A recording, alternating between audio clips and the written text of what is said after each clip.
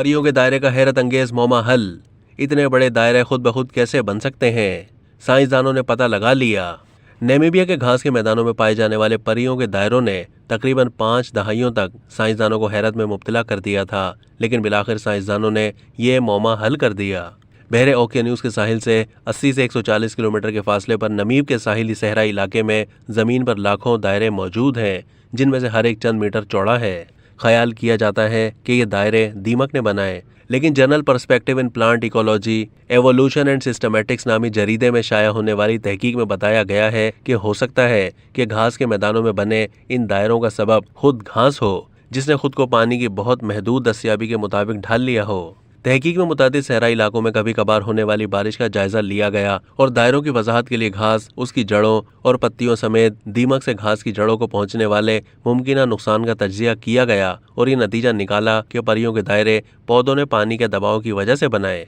मुहक्किकीन को पता चला कि घास जिंदा रहने के लिए जियोमेट्रिकल शक्ल में खुद को मुनज़्ज़म करके पानी तकसीम करती है।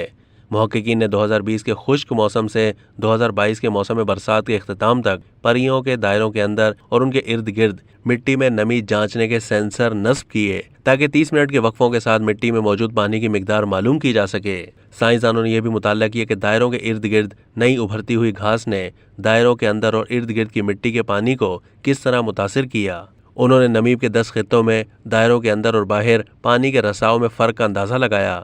नताइज से ये बात सामने आई कि बारिश के तकरीबन 10 दिन के बाद दायरों के अंदर घास पहले ही मर चुकी थी, जबकि दायरों के ज़्यादातर अंदरूनी हिस्से में घास सिरे से ही नहीं उगी। बारिश के तकरीबन 20 दिन के बाद दायरों के अंदर मुश्किल से 2-4 घास मुकम्मल तौर पर मर चुकी थी, जबकि इर्द गिर्द की घास हरी थी। बाद अज़ां साइंसदानों ने दायरों के अंदर घास की जड़ों का जायजा लिया और उनका मवाजना बाहर की सब्ज घास से किया। उन्हें मालूम हुआ कि दायरों के अंदर घास की जड़ें खासी लंबी थी या बाहर की घास की जड़ों से ज़्यादा लंबी थीं, जो इस बात की निशानदही करती हैं कि घास ने पानी की तलाश में जड़ों को तवील किया।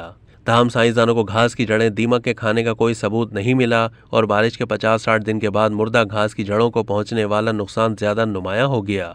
साइंसदानों ने वजाहत की है कि दीमक की सरगर्मी की वजह से दायरों के अंदर ज्यादातर हिस्से में घास के अचानक गायब हो जाने की वजाहत नहीं की जा सकती, क्योंकि दीमक के खाने के लिए कुछ नहीं था। लेकिन ज़्यादा अहम यह है कि हम ये दिखा सकते हैं कि दीमक इसकी जिम्मेदार नहीं, क्योंकि घास बारिश के फौरन बाद दीमक के जड़ें खाने की किसी निशानी के बगैर मुर्दा हो गई।